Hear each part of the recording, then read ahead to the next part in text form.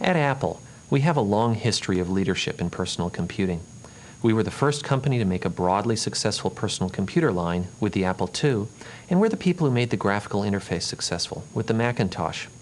Byte magazine wrote, "It would not be an exaggeration to describe the history of the computer industry for the past decade as a massive effort to keep up with Apple." But that history doesn't mean much to you. What matters is the future.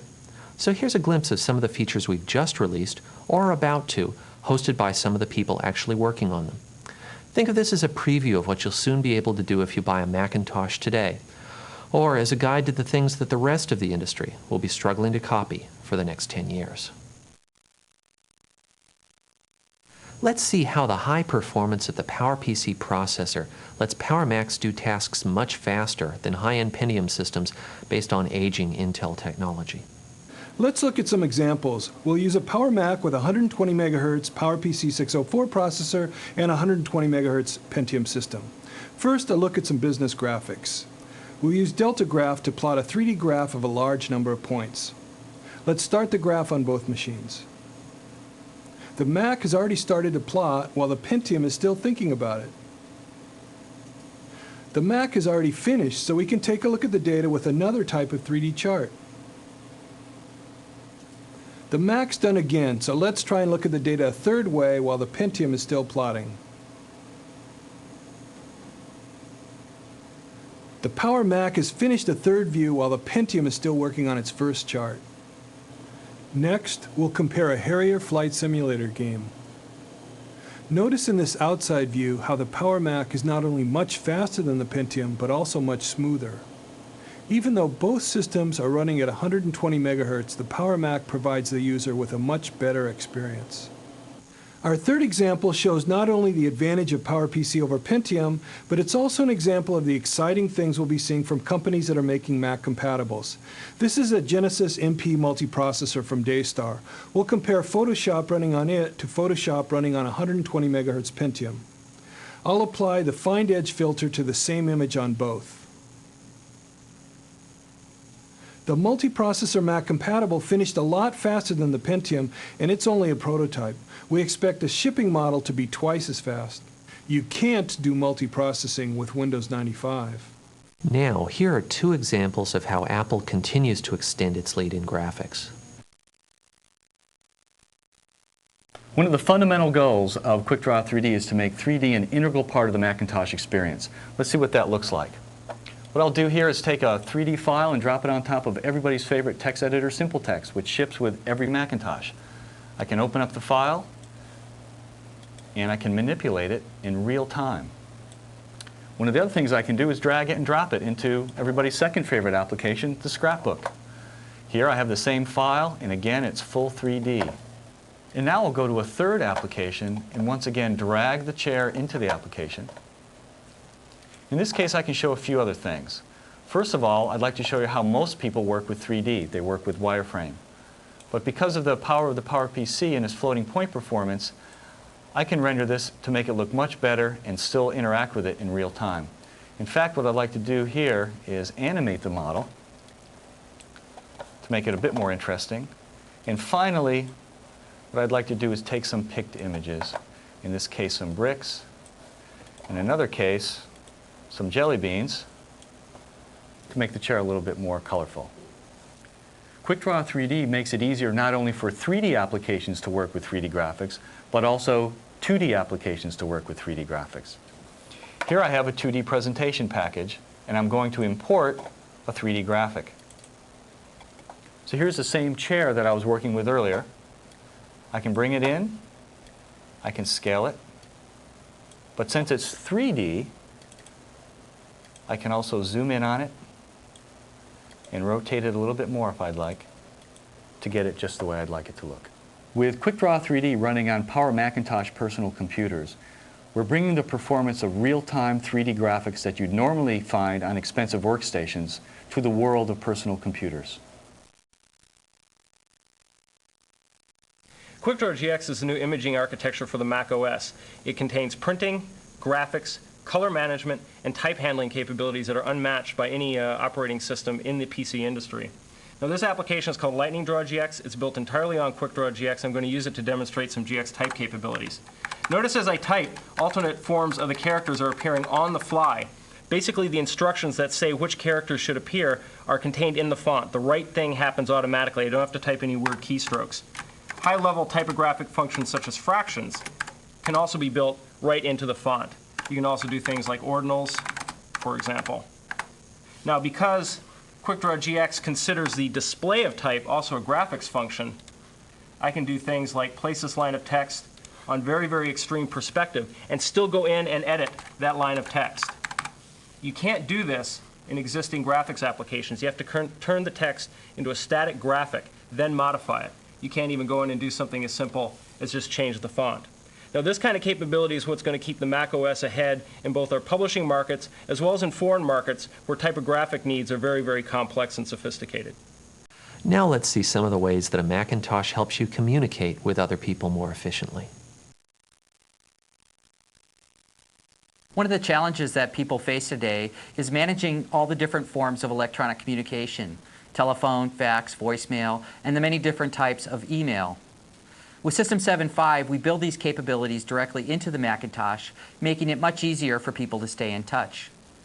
In this demonstration, I'm a small business person. In fact, I own my own recruiting firm. And the first thing I do when I come into my office in the morning is open up my desktop mailbox. In my desktop mailbox are all the messages that I've received. This first message is a fax that I've received from a prospective client. You can see it's a resume. I've also received an electronic mail message. As it turns out, this message comes from someone on the internet. And since it's a new client, I want to save that address in my personal catalog. A personal catalog is like a personal address book, allowing me to store email addresses on my local system. And to do that, I simply drag the address directly from the message into my personal catalog. Now I'm going to go back to my desktop mailbox, and the next message is a voicemail message which I can play by double-clicking on it. Hi, Andy. This is Kate from Mad Rabbit Software. Hey, we have a new position opening up, and I was wondering if you could fax me all your latest rates and info. As you can see, I already have Kate's fax address in my personal catalog. What I'd like to do next is send a flyer about my company to some different prospective clients. I've created the flyer in ClarisWorks, and what I'm going to do is add a mailer directly into ClarisWorks. Now, this mailer is a standard feature of System 7.5. And I'm going to send it to a number of different users on different email systems. I'll add the addresses from my personal catalog to the recipients field. I'll add a subject field. And now I'm ready to send the message. And by simply selecting the send command from the file menu, this flyer then is sent to 3 different users via CompuServe, Internet Mail, and fax. So hopefully you can start to see how System 7.5 and the Macintosh make it much easier for you to stay in touch.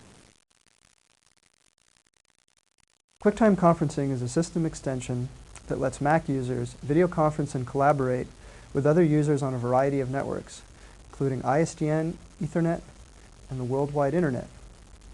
To place a call, I go to the File menu, select Call, and click on the PowerTalk business card of the user that I wish to video conference with. In this case, we're going to video conference with a Macintosh. However, the same software can be used to video conference with Windows PCs, as well as room-based video conferencing systems. Hi Greg, do you have that image we talked about earlier? Hi Eric, here's the image I just pulled off the web. Take a look at it and let me know if there's any changes that need to be made. What we're seeing now is a shared window, which allows us to share a variety of different file types where we can both annotate and view at the same time. In this case, we're looking at a 24-bit color image, which is a medical image. I'd like to actually annotate this medical image with its proper Latin name. Let me type that in for you.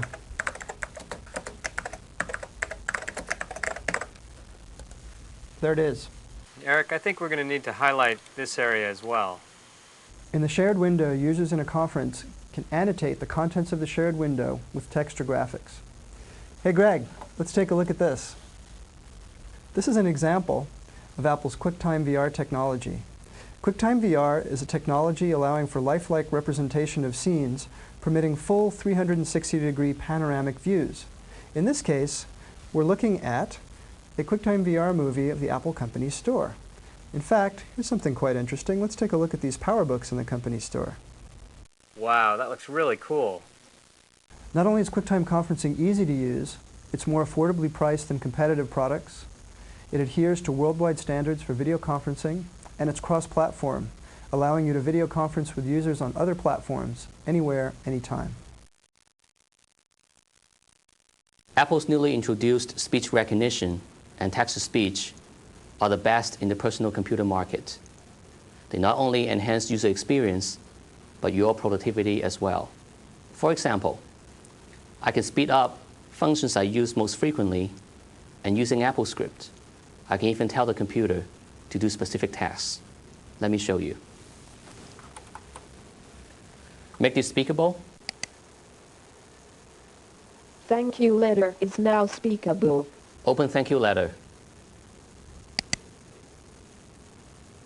Insert today's date. Address to Don Lindsay. Call Kim Silverman.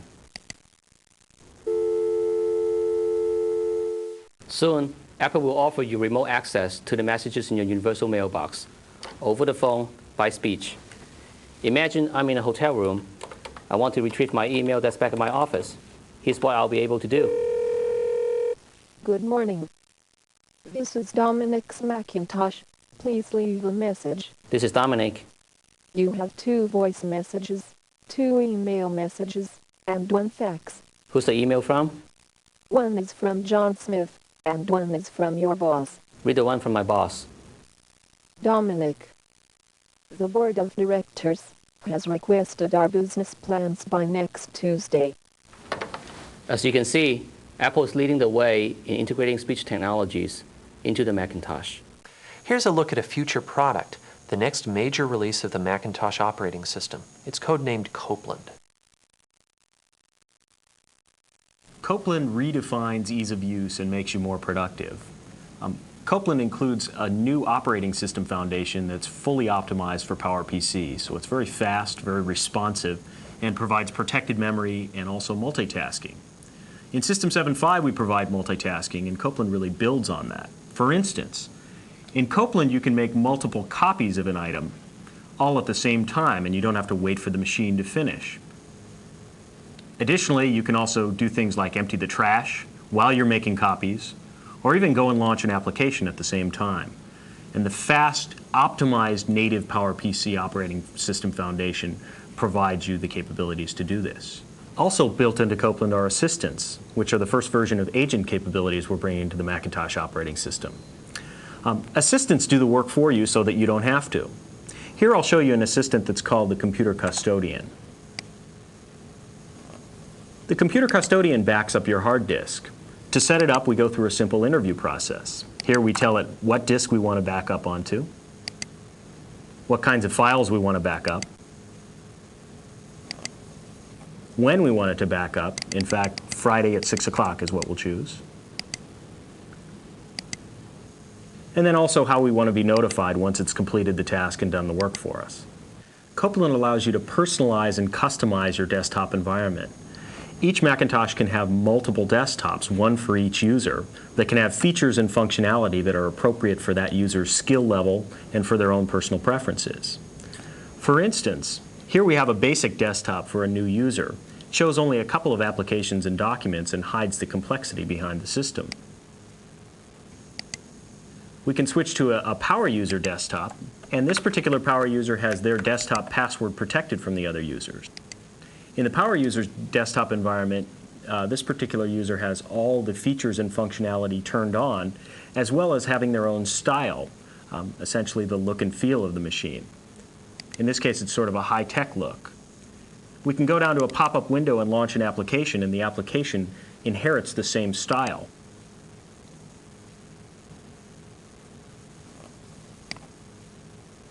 We can also set up a desktop for a child. In this case, we have a very simple desktop where we've hidden the trash so the child can't accidentally throw away files. We've also set it up to view by button so the child can launch applications very quickly and easily by single-clicking. And with the different styles, you can also have sounds associated with them.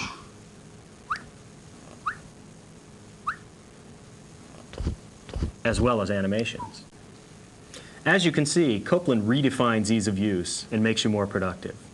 Now let's see how a few of these technologies can work together by using OpenDoc, an industry-standard cross-platform component software technology pioneered by Apple.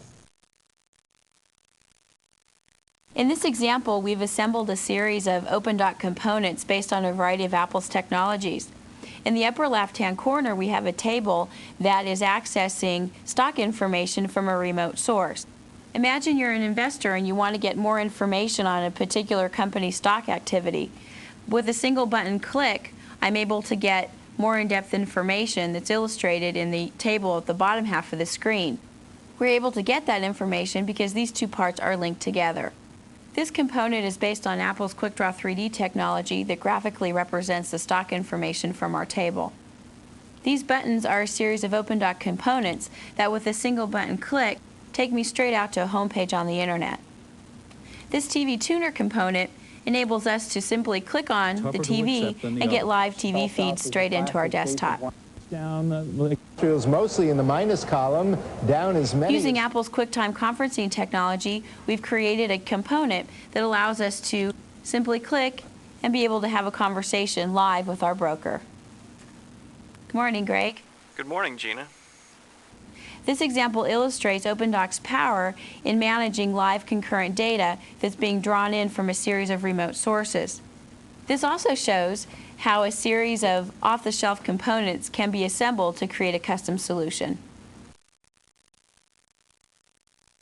Part of what makes Apple's products so easy and enjoyable to use is their outstanding ergonomics and industrial design. For more than a decade, Apple has received many design awards for its Macintosh personal computers, not merely for their striking appearance, but for the superior functional design that makes them easier to use. To open many PC compatibles, numerous screws must be removed, but most Macintosh models have no screws to remove. New models take the concept of accessibility even further, with innovations such as a swing-away tray for important components. This makes it easy to access the motherboard to add or remove RAM, plug in cards, or do other maintenance.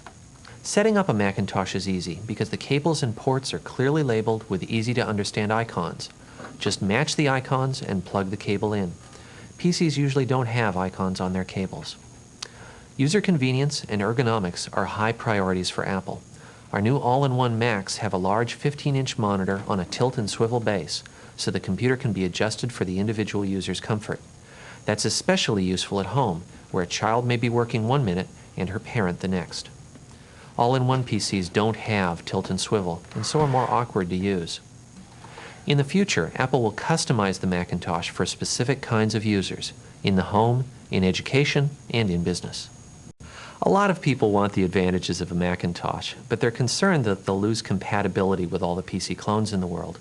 But the fact is, today a Macintosh can be set up to run DOS and Windows applications and use their files. Apple's made it easy for Macintosh users to share files with Windows users. On this PC laptop, I have WordPerfect for Windows running, and I've opened a pretty complicated document. As you can see, this document has a lot of special formatting. It's formatted in a table, has various fonts, and different colors. I've saved this file on an industry-standard PCMCIA card. Let's eject that card and move it over to the Macintosh. Because of the tight integration between the hardware and software, the PCMCIA card appears right on the desktop. I can open up the card just by double-clicking on it and seeing the exact same files that I just used over my PC laptop. I'll double-click on the WordPerfect for Windows document, but since I don't have WordPerfect installed on the PowerBook, my PowerBook will automatically recognize that and present me with the list of applications I do have, which can read the file. I'll select Microsoft Word, and since every PowerBook ships with an application called MacLink Plus, it can automatically translate it from WordPerfect for Windows into Microsoft Word. Here you can see the translation going on. Once the translation is completed, it will automatically launch Microsoft Word. When the file opens, you can see that all of the formatting is maintained. It looks exactly like it did on the PC laptop. The hardware and software integration of the Macintosh also allows me to control my hardware with the software. So when I'm finished with the document, I can use this pop-up button to easily eject the card, which makes it very easy to remove. What I want to show you here is how Apple is standing out by fitting in with cross-platform products What you're looking at here is the industry's most compatible personal computer from the standpoint that it runs more software than any other mainstream personal computer in the marketplace. This is the Power Macintosh 6100 DOS compatible, and you'll notice here there's two separate displays, both attached to the computer, one showing the Mac OS, the other showing the Windows environment. Now you don't need two displays, but it makes it easier to understand what's happening here. With a simple flip here on the keyboard with two keystrokes, I'm going to switch between the environments, and now the Windows environment is active. What this lets me do is run applications like Microsoft Access. Access, of course, is a database only available for the Windows platform. What I'm going to do now is easily copy this information out. And now when I hit the switch on the keyboard to get back to the Mac OS environment, you'll notice that the clipboards are being transferred across, which makes it very easy for me to open up a Mac OS application such as ClarisWorks and directly paste in information and update the graphs. You'll notice that happen real quickly. So one example of easily migrating information back and forth between the environments. Let's switch back now here to Microsoft Access. I'm going to close out of that and open up Excel. Now one of the great things about the system is there's two processors in here, a PowerPC processor running the Mac OS environment and a 46 processor running the Windows environment. So I can here start a macro, get that running here in the Windows version of Excel, and while that's running, switch back to the Mac OS and do something else, such as maybe change some of these figures here and update that directly at the same time. Again, both environments active concurrently. So you can see here great integration as well as letting Apple stand out by fitting in. As in the past, Macintosh continues to lead the industry with new functionality and greater ease of use.